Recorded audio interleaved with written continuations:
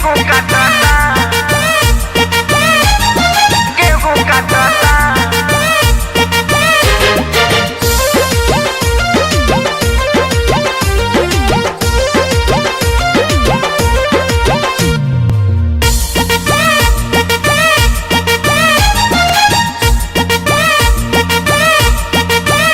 गेहूं झड़ता खेत में सड़ता, एहो गेहूं झड़ता खेत में सड़ता। रोज देखी देखी हमर होकर जा फटता। भतारी साला सब दिन के गेहूं काटता, भतारी साला सब दिन के गेहूं काटता। जब मना करी हमारा के रोजो डांटता, जब मना करी हमारा के रोजो डांटता।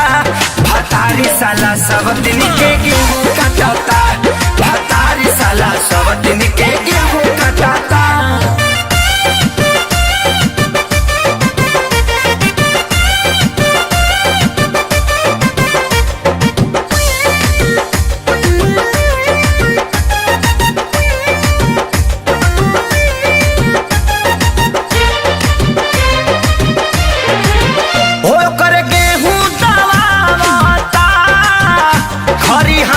छिलवाता एक त गरमी सतावता, किसी किसी मुहावता। ए सखी सुनो ना, ए होकर गेहूं दबावता, हरी हानि छिलवावता।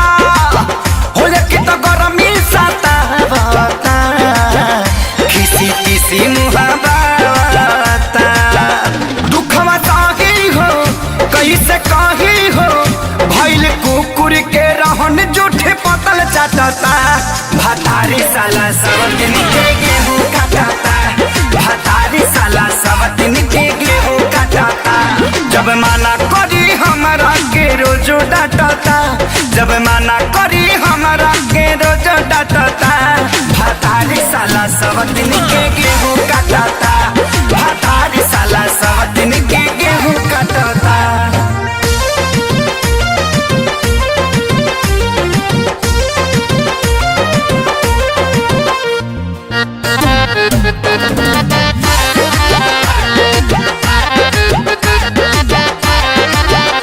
मेरा मर्द खेसारी हो निकले मुहवा से गारी हो। समझे हाथी के गेहूं तो अब कटा गइल सारी हो, देखा ना सबकर कटा गई। मोरा मर्द खेसारी हो निकले मुहवा से गारी हो। समझे हाथी के गेहूं तो कटा गइल सारी हो। सोनू कहता बिकियो रहता, लगे सटला पर बैल लेखा मुड़ी झटता। भतारी हमारे सब दिन के गेहूं काटता, भतारी हमारे सब दिन के गेहूं काटता। जब मना करी हमारे के रोजो डांटता, जब मना करी हमारे के रोजो डांटता। भतारी हमारे सब दिन के गेहूं काटता, भतारी हमारे सब दिन के